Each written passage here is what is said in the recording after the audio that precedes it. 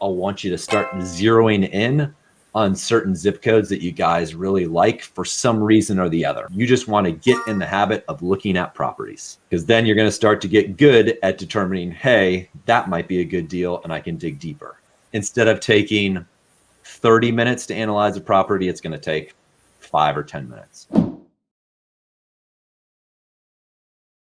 Oh, well, we're open to we're open to the area. We pretty much collectively, the three of us, Nicolette she's not from Baltimore, but she's been here for a couple of years. But we were born and raised here, and so we pretty much are familiar with most of the areas in Baltimore City, Baltimore County.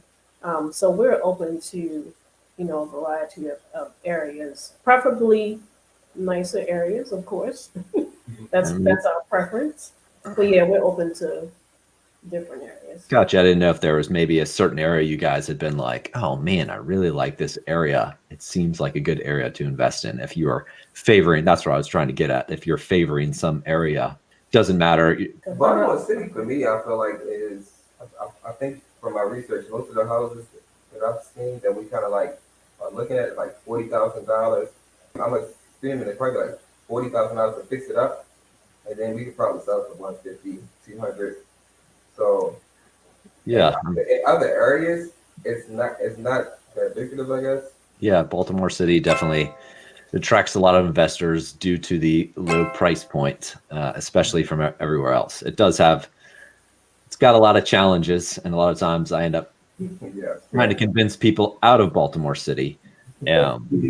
But that's a conversation for another day. There's just Right. a lot of challenges there. I mean, there's real estate is pretty cool because there's so many things that you can do to make money in real estate, whether it's wholesaling, whether it's long-term buy and holds, whether it's building a big portfolio, whether it's just holding 1 or 2 properties and letting the properties appreciate. There's no like one size is like, this is the way I'm going to do it. It can be whatever you want it to be, and it can be however you want to utilize it as a business. And it sounds like you guys want to utilize it semi for maybe cash flow in the near term or long term, but also as maybe that generational wealth vehicle of like, hey, in the future, we know that even if we're not working, that those properties are taking care of us. Is semi what it's sounding like. Yes. Yeah. Gotcha. And then do you guys, I know you mentioned early on of using OPM. Do you guys own your own properties currently that you live in? Do you rent? What's your guys' status there? So currently we own our home. Purchased it a couple years ago, shortly after getting married. So that's our status. That was our first purchase. Okay, awesome. And you guys?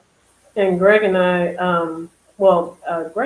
we just sold a house a few years ago, and we've been married. It'll be 10 years next year. But I mean, 10 years is something. Yes, it is.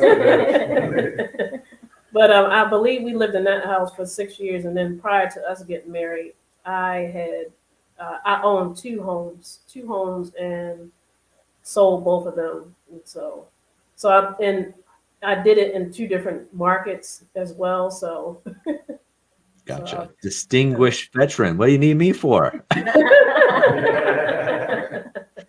No, there's definitely multiple ways, like I was saying. I mean, a lot of people end up basically thinking that, hey, they think the best way is recreate what I've done.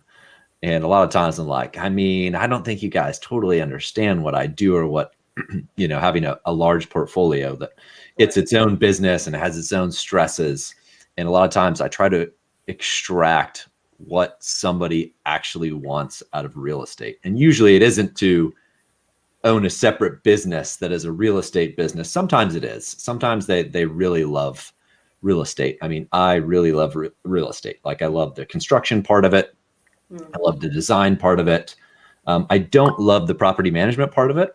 That's understandable. So there's things that I don't love, but you can create systems around, minimizing that. So how we currently operate is I actually couldn't find a good property manager in Baltimore.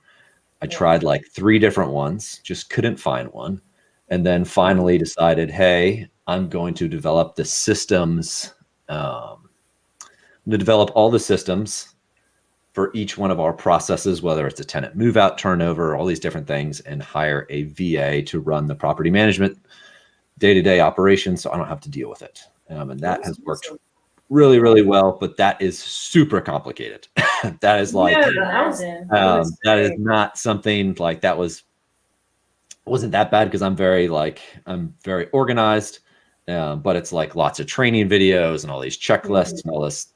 It's a big pain in the butt. So if you have a full-time job, it's not something you want to be trying to do on top of your full-time job. Right. But, and usually I am trying to channel people away from building super large portfolios unless they have their first few properties and are like, man, I just want to keep going and going and going. That's like, okay, I mean, maybe you love it, but maybe I find that the easiest thing for real estate is to purchase just a couple of properties, let them cash flow, let them appreciate over time.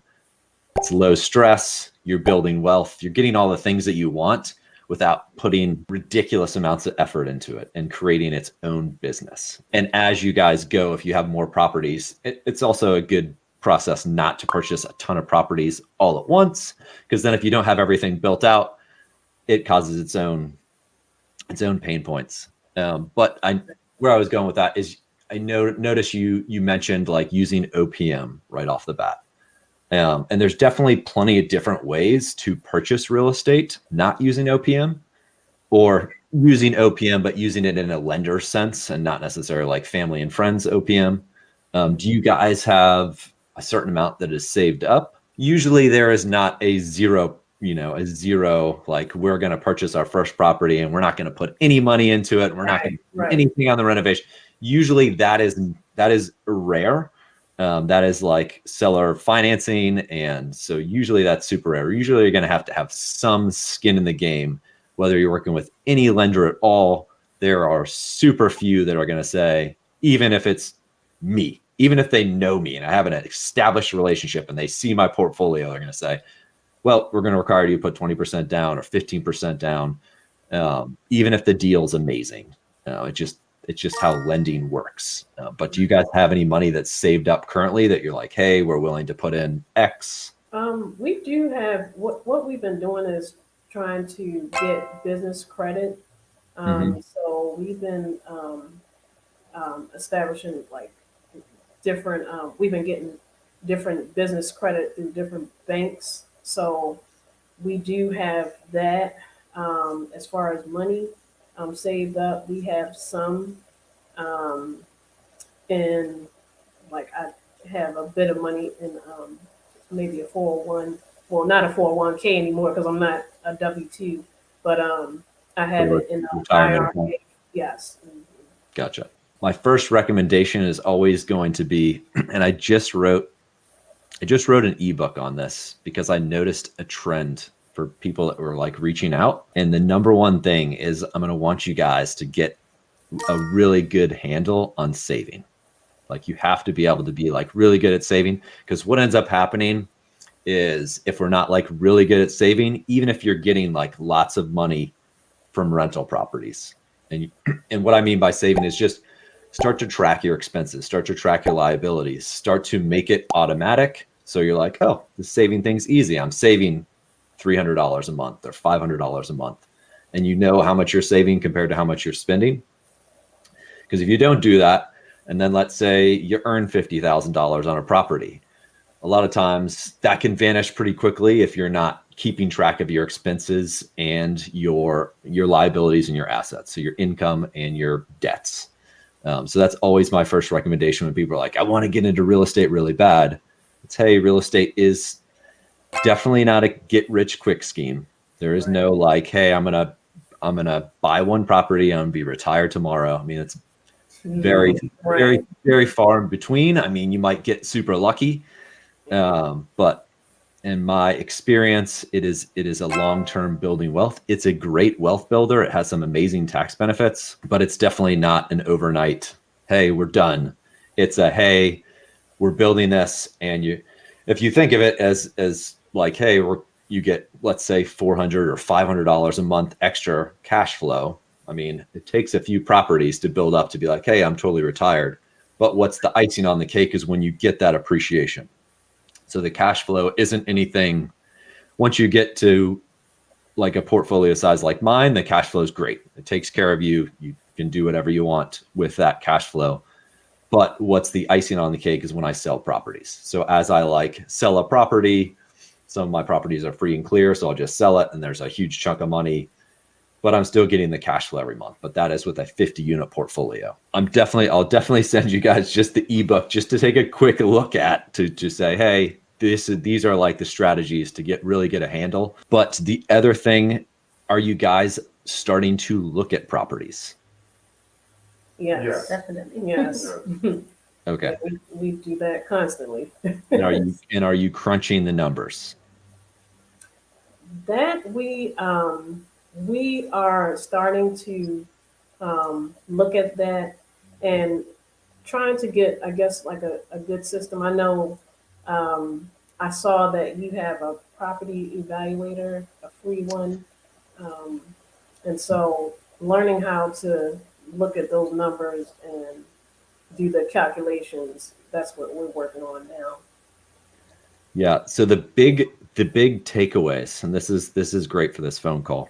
The big takeaways are you're going to want to start analyzing a lot of properties, like a lot. And how I normally do it, how I feel like it sets me up for success. And how I give advice is that if you were to say, hey, would you purchase a property? I would give you the advice from if I am purchasing that property. So this is what I would do if I'm in your shoes.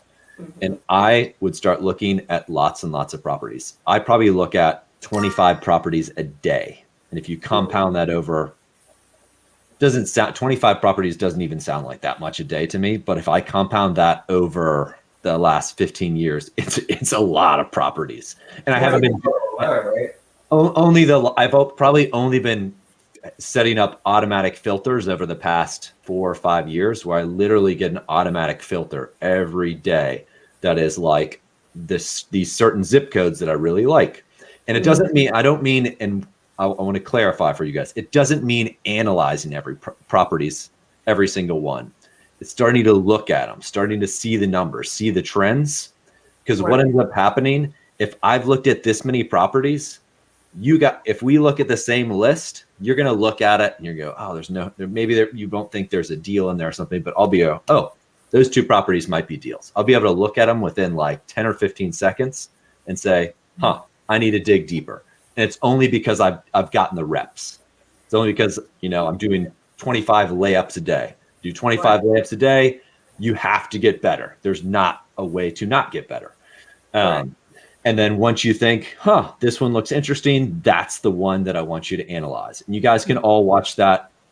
I can send you the video afterwards, but it's how to analyze a property. And it has my deal analyzer on there. You can use my deal analyzer. There's plenty online. That's the one that I created actually for myself. I still use to this day.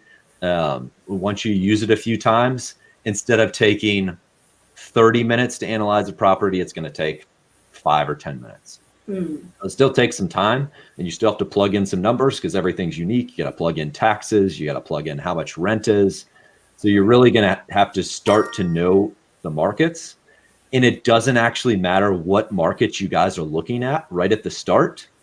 Does not matter. If you're looking at Middle River, you're looking at Essex, you're looking at Catonsville, you're looking at Tennessee, it does not matter. You just want to get in the habit of looking at properties. Because then you're going to start to get good at determining, hey, that might be a good deal and I can dig deeper. Because the good deals do you think they go slow or do they go fast? They go fast. Yes. They go fast to investors like me. I usually be able to tell if a property is going to go off the market. But, oh man, if I don't put an offer on this property today, it's going off the market. Yeah. So you just have to develop the muscle to be comfortable to start to do that and start to be able to put an offer on pretty quick. So there's that. So they're setting up a filter, and then what's going to end up happening is that I'll want you to start zeroing in on certain zip codes that you guys really like for some reason or the other. Maybe you think there's going to be appreciation because you're really like, hey, this is a beautiful neighborhood. It's got great parks. It's got good schools. Maybe it doesn't cash flow a ton, but it has a bunch of things that you guys really like. And then you can, I mean, if you start looking at Baltimore City, you'll find stuff that cash flows really well. It's a little bit tougher now because it's, you know, an 8.5% interest rate. Yes. But that doesn't mean anything. Don't just think that because the interest rate's high, it means that real estate's no good. It just means you have to adjust your purchase price. So, and there's a bunch of videos on my channel that are not a bunch yet, but there are a few, and I will continue building out. It's Invest in Baltimore City by the numbers. And I go over a property, it has the analyzer, and it goes over the numbers. Could have been you, could have been somebody else that reached out about 613 Dumbarton. Was that you? Or was that somebody else? No, that wasn't me, but that was me that reached out about, it was 41st Street. And then I think you told me to watch that video because it was in that area. Yeah, somebody else said they like lived across the street from that property and reached out. They're like, oh, I lived across the street, blah, blah, blah. I was like, oh, okay. Wow. Yeah. But that's how good I want you guys to start getting, where you can crunch numbers and know, hey, this is a good deal, this is not a good deal, and understand cash flow. And then you're going to start to zero on the zip codes. Because what ends up happening if you don't zero in on certain areas, real estate becomes very overwhelming. You'll look at a big map of Zillow and you click on the same property 1,800 times and you're like, man, I think I looked at this property. And then you'll start clicking through the pictures and you go, yep, I've looked at that one. That one's terrible. It looks horrible inside. Yeah, I mean, that makes sense. That's what happens. And it gets overwhelming because then you're like, well, I'm going to miss them. I'm going to miss the property. So what ends up happening with those filters, when you have the filter set up, is it lets you know when a new property comes to market or there's a property that changes in price. So that's, you know, in essence, that's how I stay ahead of my game. I don't have to wait for somebody to say, hey, I don't have to wait for an agent. I don't have to wait for anybody to say, hey, this property just popped up. You know, every now and then people get inside deals, but it just, you have to develop a system that is very consistent with, hey, I like zip code 21213 and 22. I mean, people in Baltimore, I've noticed, are super hip on their zip codes. I am still not. They're like, I invest in this zip code and that zip code and this zip code. Which properties are your zip code? And I'm like, I don't know. Like, I got to look at Zillow. Never even asked me for my own properties what zip codes they're in. But people in Baltimore are super hip on zip codes. Yeah. But it's just figuring out what zip codes you want. And again, it doesn't need to be Baltimore City. But after you develop that muscle of, I can analyze properties, I'm comfortable with analyzing and understanding, then you'll be able to kind of get pushed into the next step. I mean, when I would purchase my first property, I purchased a property back in Raleigh, North Carolina. And I remember telling the agent, and it was back in 2008, 2007. And it was the first property, and I'd been looking for properties for like a year. And I remember talking to the agent that was down there, and I said, you know what, can you just push me into a property? I just need to invest. Just tell me it's a good deal and shove me into the property so I can purchase it. But you want to develop that muscle that you're still comfortable. So even if you're having somebody guide you like me, you still want to, you still want to be comfortable with the decision on your own, that, hey, I crunch the numbers. This is my destiny. This is about, right. I'm the one to blame if this is a mistake. You don't want to have anybody else to blame to say, man, Dave said to invest in this property. You've fallen in now, and the neighbors lit a fire and burnt, you just want to be very, especially if you're investing in Baltimore City, you have to have very thick skin. That's why a lot of times I channel people away from Baltimore City. I often tell people, hey, why don't you start in PG County? The price is much higher, but you have a better tenant base. You got higher salary jobs right there in DC. And it's kind of a set it and forget it. You're not going to have a bunch of phone calls. You fix up your property. You talk to your tenant once every 3 years. It is the easy, fast. You can't cash flow as much as you used to back in the day. Sometimes, and sometimes you can just adjust your down payment. I mean, a lot of people don't talk about that. They're just like, you don't want any money in the property. I'm not a believer in don't put any money in every single property. A few of our properties are still all cash. They're just, so when we sell them, I get all the money back, So there's different ways. Again, there's so many different ways to skin a cat, and some of them make you sleep better at night. So I don't want all the money back because I don't know what to do with it. I don't want to have to purchase 50 properties. Is there any questions of what I've said so far? I had a question about, so which sites do you use? When you said, when you were talking about putting in the filters, is there one that's, a preference more so than the other, or do you use all the real estate sites? So that is a great question. So I have my real estate license still, so I can use Bright MLS. So I set up my own filters via Bright MLS. You can have an agent set up filters, but you're going to have to give them the criteria. But if you don't do that, and I'll introduce you to an agent that's local to Baltimore that's really good with investors. Did I already introduce you to somebody? Yeah, Okay. Sarah. Yep. Yes, I spoke with her. Okay. Yep. But otherwise, I still utilize Zillow a decent amount, and I still utilize Redfin. I think Zillow is the main one I use, especially for comps. Mm-hmm.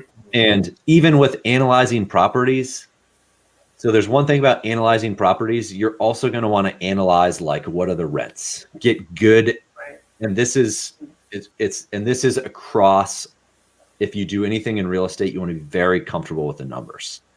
So if you're a wholesaler and you're going to wholesale a property, guess what? You're going to need to know how much the rehab is going to cost and how much you can sell it for. So you're going to need to be good with ARVs. If you're a you want long-term buy and hold rentals, you're going to need to know how much they rent for. That is a very important piece. Right. And you're going to want to be very comfortable with that, because that is going to determine how much money goes into your bank account each month. So you want to be super comfortable that if you're like, hey, I'm purchasing this property and it's a 5-bedroom, 2-bathroom, it's going to rent for $1,800. And you don't want to be like, hey, I purchased it, renovated it, and now it's renting for $1,500, because then you're going to be super depressed and like, dang, I thought it was going to rent for this. Right. And that's just building a muscle of looking at Zillow, look at how much things have rented for. And if you look on Zillow on the sold, you can look at what is currently for rent, but you can also look at what's sold, and it will show you rents in there too. It just says sold for $2,000, and well, that property probably didn't sell for $2,000. They are renting it. I still think it's like that. Or they have a rented section now. I'm not sure. Now that I'm thinking of it, hopefully I'm not leading you astray, but it's one of those two. Usually you can find what things rented for, and you can also use the criteria in Zillow. You don't want to pull something up from 2 years ago. That does not, that information is far gone. Mm-hmm. It will be way off. So you want to zero into, I want to say it's 6 months. You can put in Zillow, if you go into the filters, you can filter something down to active in the last 6 months. So those are all fine. You can even go to 90 days, but sometimes stuff won't be there. There won't be a property on the street or on the block. So sometimes you gotta, but if you're doing it for 6 months, then you're going to start to get good and go, okay, I'm seeing these 3 bedrooms, 2 bathrooms rent for $1,750. So I'm comfortable that I've seen 3 that are in similar condition, and ours is going to be better. So that's what you're going to want to get really good at before you take the plunge into real estate, if that makes sense. Yes. That was a really good question. Yeah, that makes sense. Anybody else have any questions for me that you can think of off the bat? Well, I have a question. Because as far as rent to hold or wholesaling, I was trying to figure out which one is better for our current situation, because I wanted to build cash flow. I know it's not quickly, not to, it's not get rich quick type thing, but just to build cash flow quickly so we can move forward into long-term investments, which is, rent to hold and stuff like that. So our idea for the business was to, we had somebody that does that work on a house, and it pretty much we have everything together, whether from plumbing to any of the interior work or electric and everything. We have people that can do that. So we was looking to. You just need to find the property. You got all the trades. That's the hard part, actually. Okay. Most people really struggle with trades. I mean, I pride myself, but I still struggle with trades sometimes. Depends on what the specialty is. But that's always, I mean, sometimes you'll find random stuff. Like you have somebody that needs to fix a chimney, for instance, and you're like, I don't know, I don't have a chimney guy. Like I all the time. Who do I get for the chimney guy? Yeah. It's not, you don't want the jack of all trades to go do something important. So, Yes.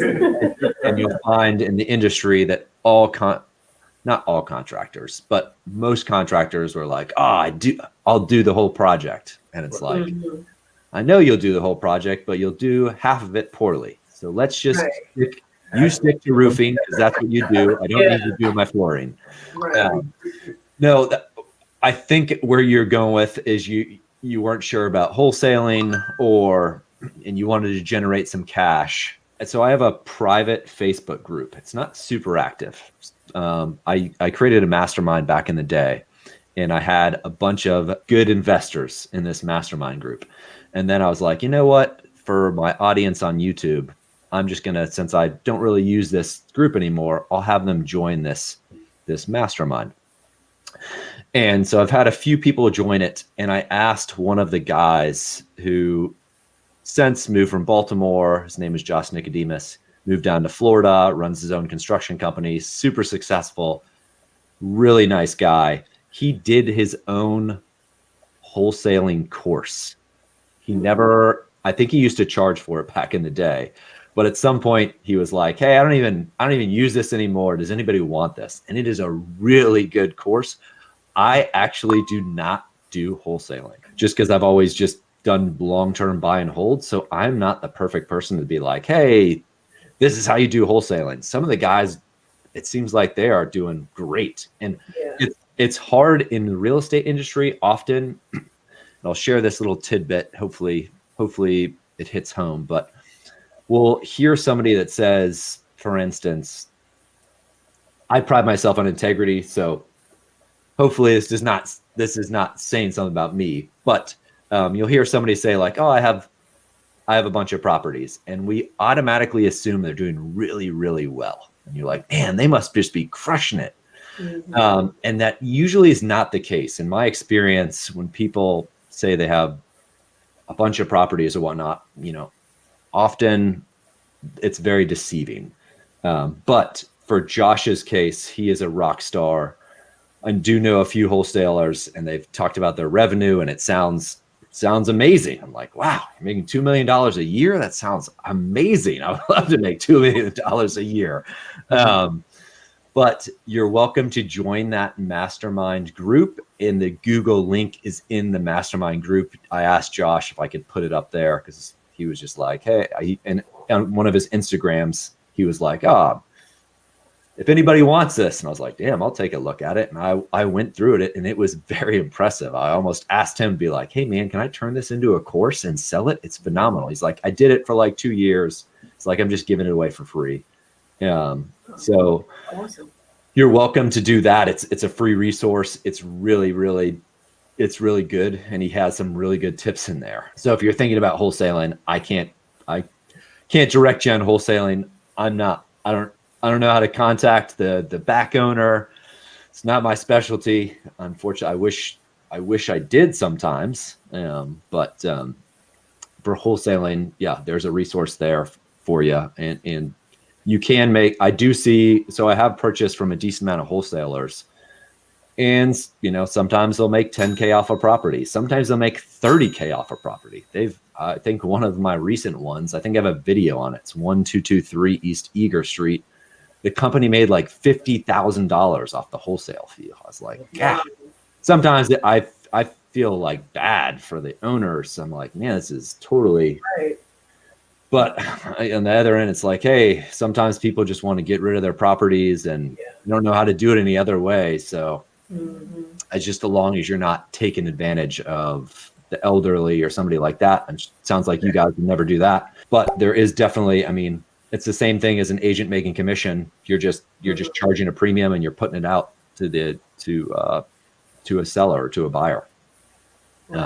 So that is definitely one way that you can get started or start building cash. I actually don't know, when you brought up before the business credit, and I've seen all those things.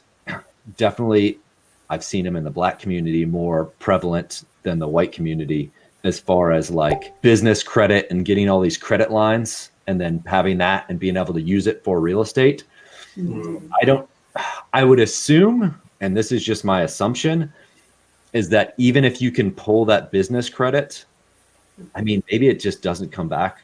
You're going to be purchasing an LLC for your real estate property, but the lender, I mean, I guess he doesn't look. I'm trying to think, do lenders look back at, as long as it's not a conventional loan and it's a DSCR loan, I guess they don't look at where the capital is coming from. So I guess you could totally use that as a strategy. It sounds like you guys are more ahead of that game than I am. I have seen that strategy that you do. You pull a bunch of different credit cards for $50,000, right? It's like business credit, different banks that report to different credit bureaus, and then you pull a bunch of money and use that as a down payment. And then you usually what's said is you get that money, interest free for 12 months. Right. Yes, that's the thing. So I mean, I don't know anybody that does that, especially for like the successful investors that I know. I usually base on stuff on like real practice. I just would get worried that like you just don't always want to be using debt. I mean, that can lead down a wrong road, or a contractor screws you somehow. You know, that's why I don't totally love doing the OPM on everything. If you have to, fall on your own sword a little bit and say, oh man, I guess I'm just not making as much on this, or I'm not going to take a profit. Not that anybody wants to hear that, but not everything's perfect. It's not all perfect. You know, sometimes you take some risk too with auction properties and you don't actually know. I purchased one on East North Avenue the other day, right near Greenmount Avenue. Yes. Yeah, right near Greenmount Avenue, right across from the cemetery. And I purchased it for $41,000, but I didn't walk in it. The auction didn't allow us to go in it. So there's some risks. I have a lot of knowledge because I've seen so many pictures, and pictures are grossly deceiving.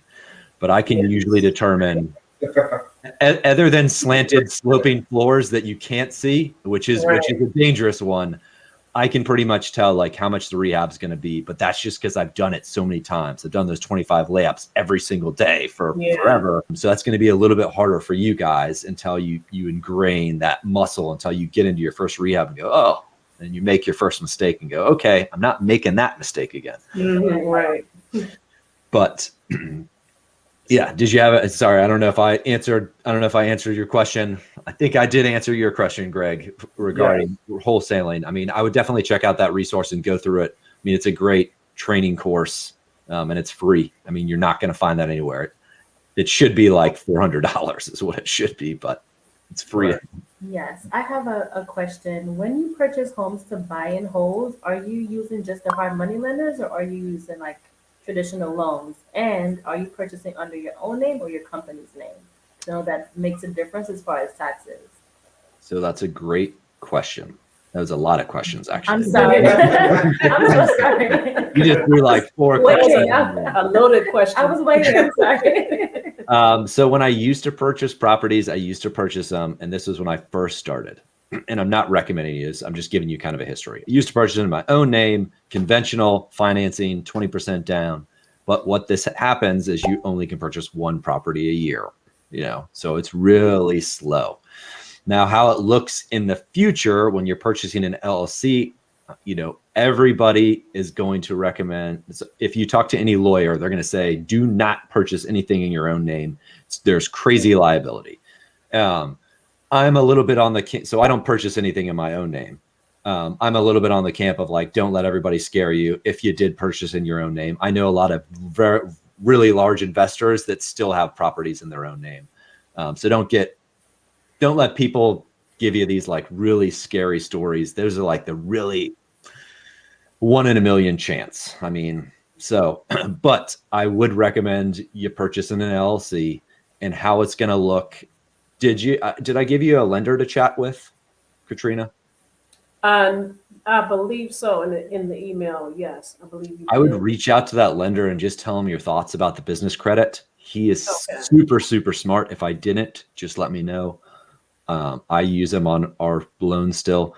But to get back to your question, it usually looks for most investors, if you don't have the cash, you're going to get a hard money loan. And then you're going to have to put some money down. It's usually 20% of whatever the property is. So maybe you're using your business credit for that 20%. And then once you guys get it rehabbed, if you are doing a rehab, if it's not turnkey, which I do recommend doing value add properties, that's where you build an equity. That's where you're really going to generate wealth. Once you get it rehabbed, then you'll put it into a DSCR loan. A DSCR loan, it just stands for debt covered service ratio loan. And I mean, I'm actually going to do probably a video on, do you guys know what that is by any chance or no? I know I've seen videos on it, and I believe it is type of loan that you would get where it's being based on the amount of income that the property, Yep. can possibly generate. It's asset specific. So the lender's going to look at how much rental income comes in to how much expenses you guys have. So if, for instance, if the property makes $2,000 and your expenses with the loan and taxes and insurance come out to $1,500, you're good. You got a $1,500 margin. But it's flip-flopped and your rent is $1,500, but your expenses are $2,000, the lender's going to say, we are not giving you that loan. Right. So it's almost a check and balance. Okay. But it's also a little bit less red tape than other loans. So there's not as much documentation. If you purchase in your own name, you're going to need documentation. If you do like a conventional or FHA, you're going to need all sorts of documentation. You need W-2s, all this stuff, which is totally fine for you guys. For me, that would be crazy because they would ask for every single lease. They would ask every single bank statement. They would want to know if anything's over $1,500. I got to give them an explanation. It would be crazy for me. So I don't do it anymore. But those would be your options. But I would definitely just, it doesn't hurt to chat with a lender. I would chat with Jordan and just say, hey, this is what we're thinking, and he will let you know. I'm a big fan of talking to specialists. I would not be where I am if I didn't have so many specialists that I can just call on the phone and just say, hey, this is what I'm thinking. Am I in the ballpark? And they go, nope, you're missing this point. Oh, yeah, that's right. I got to do that. Did that answer your question? Yes, sir. Did I answer all your questions? I think so, yes. It's basically, for you guys, it's going to look like hard money loan. If it's a fixer upper, because you won't be able to get a regular loan on a fixer upper because regular financing only allows you to purchase properties that are in certain conditions. Right. So if it's a DSCR, you can, it's still going to have to be in rentable condition. So DSCR, you have to be close to renting. So you can't do a fixer upper DSCR loan, fix it up and still have it.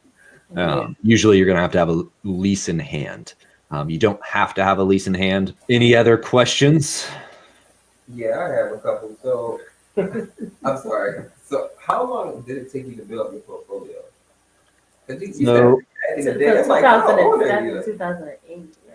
so my background is I was actually a police officer for 9 years in DC. Wow.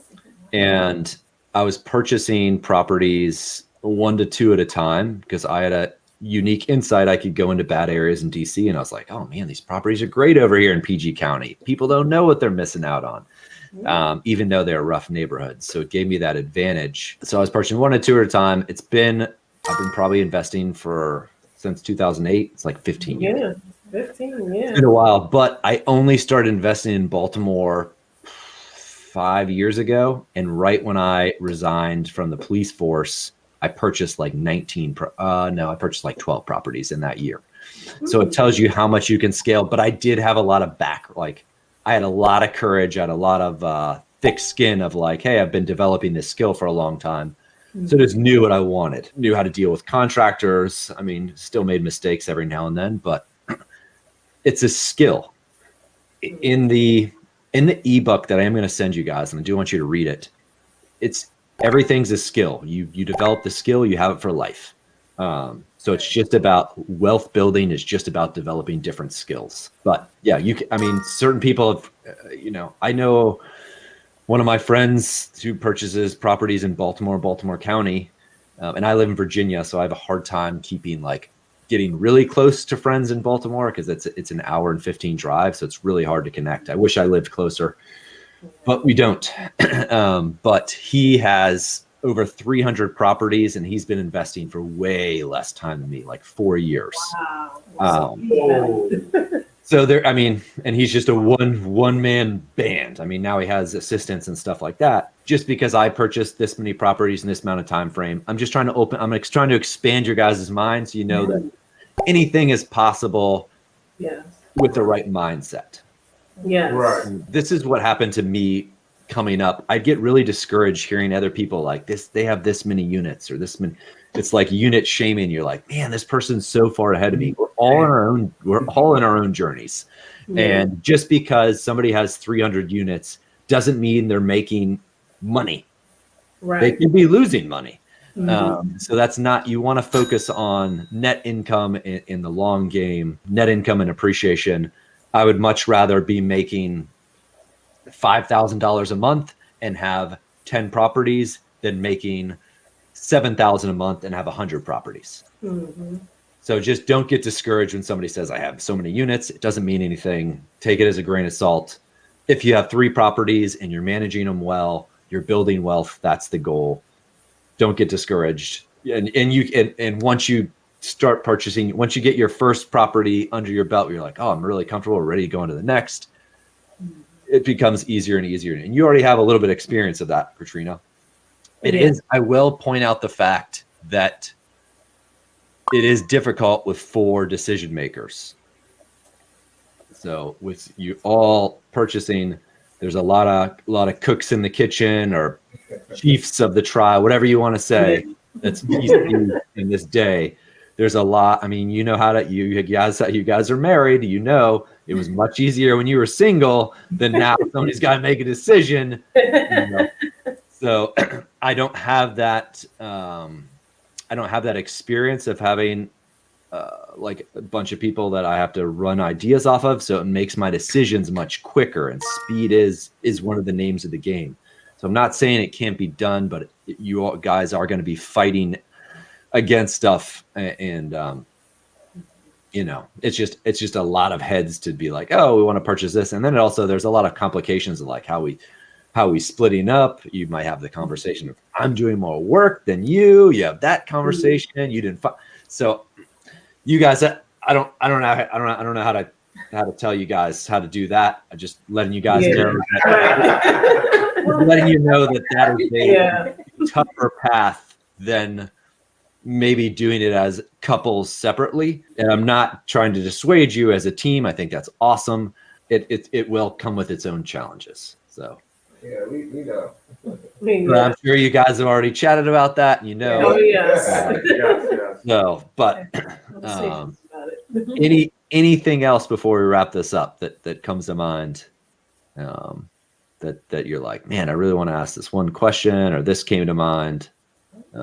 We did have a ton of questions written down, but no, I think the time that you've given us so far is really, really valuable, and definitely send gratitude to your wife for allowing this time. Anything else? I mean, I'll give you guys kind of a recap on homework that you should be doing. Do you know what you should be doing, like after the phone call or moving forward in the next 2 weeks? Just setting up those filters for yourself, whether that's with an agent, whether that's with Zillow.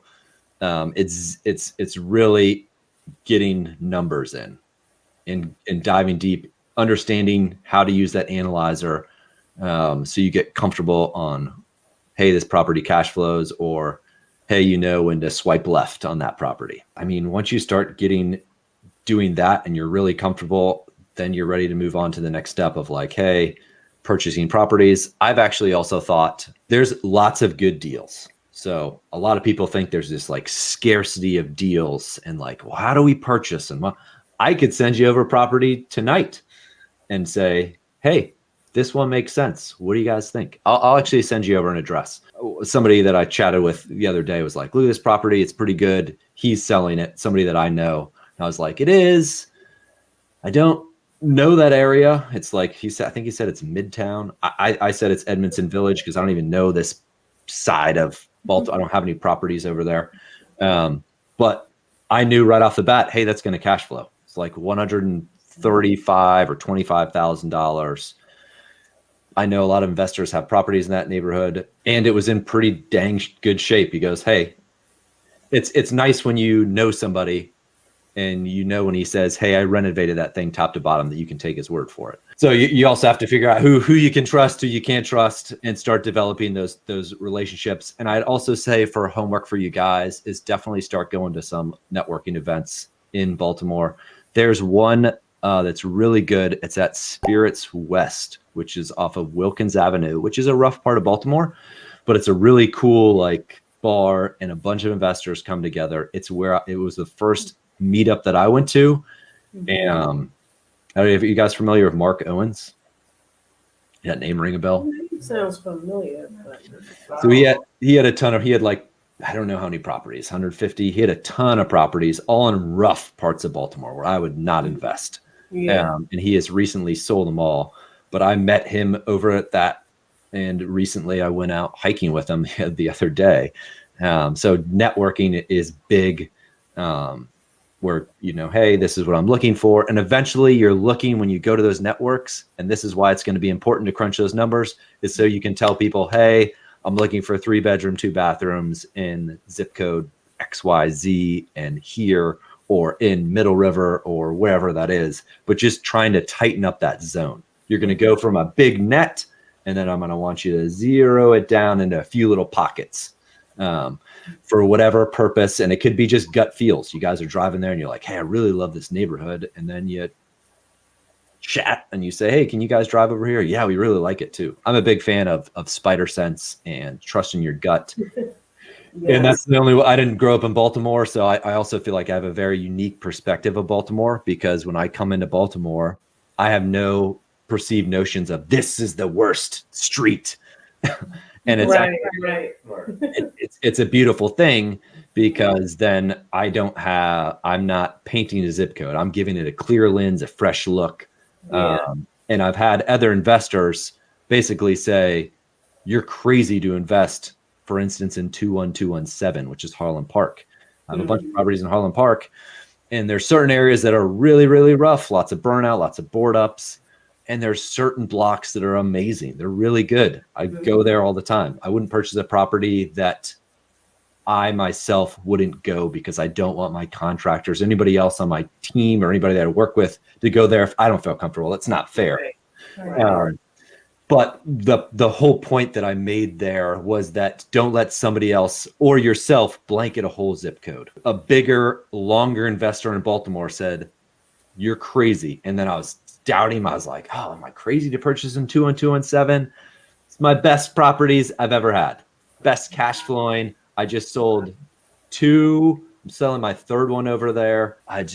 They've been amazing. And if I would have listened to him, and I would have, not listened to my gut or trust in myself, then I would have missed out on the opportunity. So sometimes it's trust your gut, go in and look and see the street. And if your gut says, something's off here, it just doesn't feel right. And you guys grew up around Baltimore, hey, this is just not the street. Yes. I don't like that guy over there on the corner. I don't like the way he's looking at me. I'm not purchasing. I do that. I've fought the drug issues in Baltimore a little bit, especially, I don't know if I told you, but 41st Street. Yes. I purchased 2 properties. I purchased a townhouse, and then I developed a relationship with a family across the street in the salon, I guess a famous salon over there. And they were just underwater on their salon. They were like, hey, can you purchase it?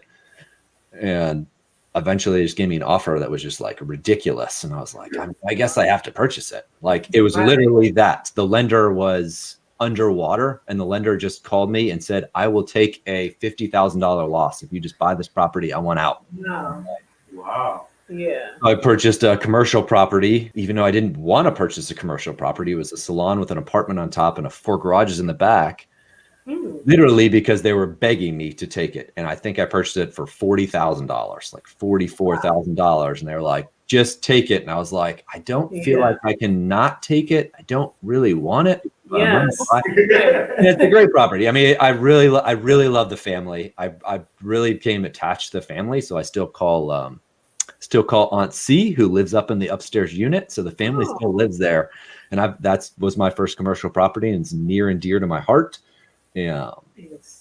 So we got it back up and running. We got the salon back up and running, and so that was kind of cool. And the whole thing where there was drug issues. Now Aunt C would call me and be like, Dave, there's not been drug issues on the street, and all of a sudden there's drug issues. Luckily, because I was a former police officer, I kind of know how police departments work. So I was able to just, if you want to know how police departments work, you email the chief. I emailed the chief and said, hey, I got sweet Aunt C over in this apartment and I don't want her getting hurt. If it's your fault, if she gets hurt. So they had a detective, and I said, hey, you can stay over in the building whenever you want. Just please clean up the street. They're selling drugs out of their hands. The kids are walking across. It was also sad. I mean, kids would walk across the street and they could, younger kids going to school, they'd walk to the other side to get around and walk back. And I was like, kids shouldn't have to do that. I mean, that's the story of Baltimore, right? I mean, it's rough, but we got it cleaned up and now there's no drugs on that street. There hasn't been for 3 years. It's been great. So, but I don't like to do that. I don't suggest that you guys do that because that is not fun work and it is a little bit dangerous. Yes. So I just don't purchase on streets that have drug activity. It's just right. If I drive there and there's drug activity, I mean, I guess if it's some crazy deal where I'm just like, I can't pass this up. It's $1,000 and it's worth $100,000. Then sometimes, but the rule of thumb is don't do it. It's going to cause you issues. You're going to have break-ins. If you're trying to rehab, you're going to have all these issues. And that's why Baltimore is just a little bit more challenged. You really got to be honed in. But if you're investing outside, if you're investing in the county, you're investing in Middle River, Essex, all those other places that are much higher price points and much higher to find cash flow, you don't have to deal with those issues. That's the thing. So yeah, that's the thing with Baltimore. You were so right about that because it's street by street.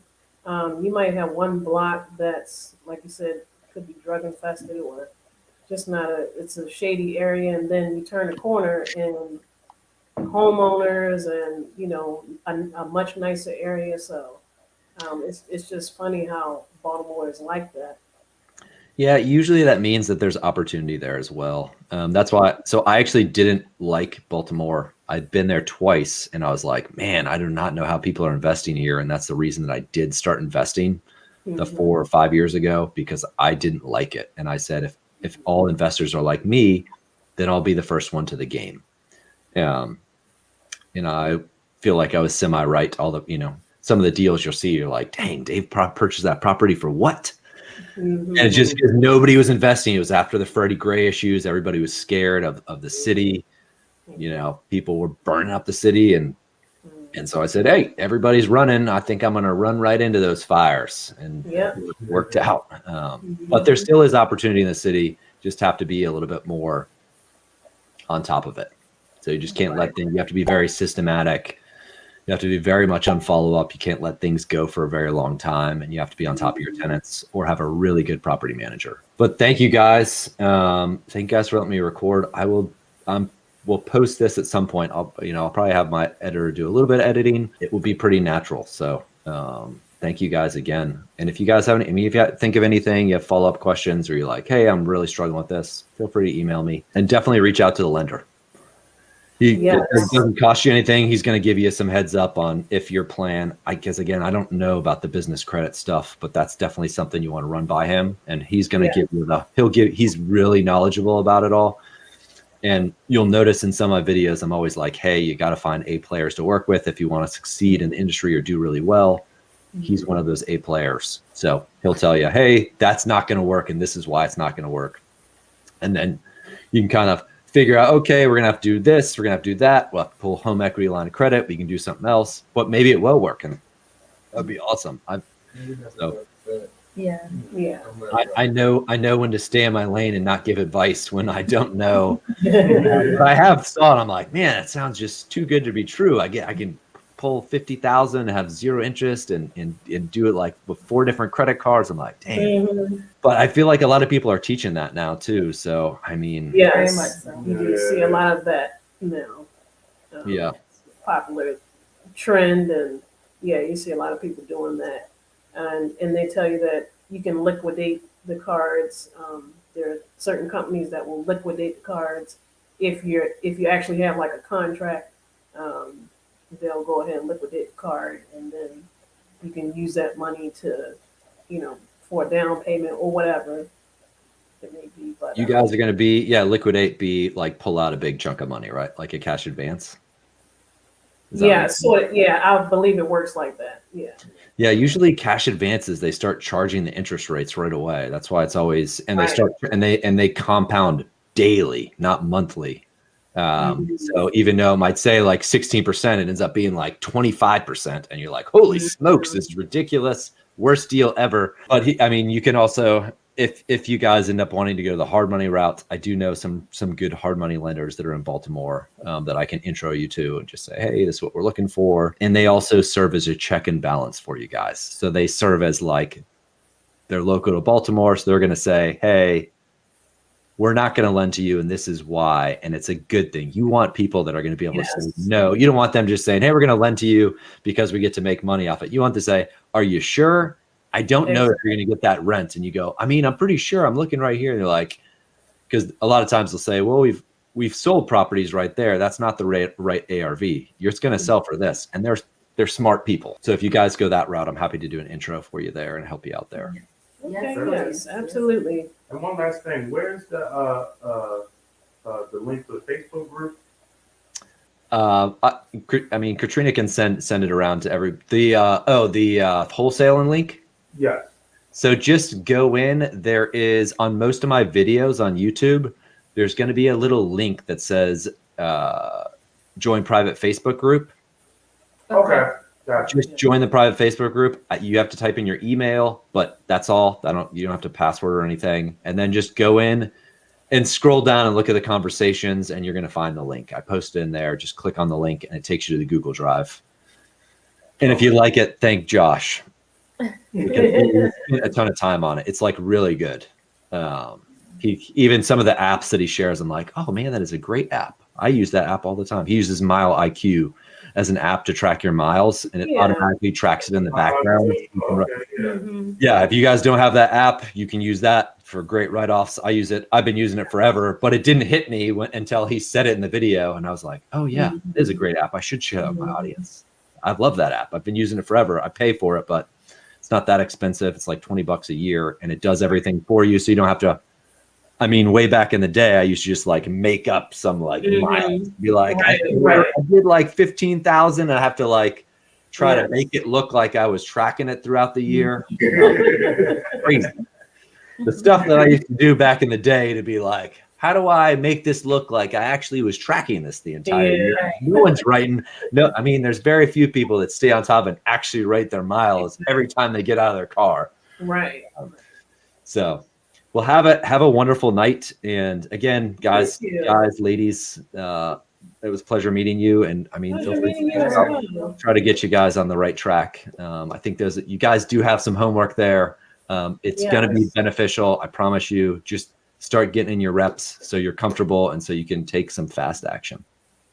Yes, thank you. Appreciate it. Thank you for your time. Yes. And the advice and everything. All right, guys. Have a good night. Thank you. You as well. See ya. All right. Take care.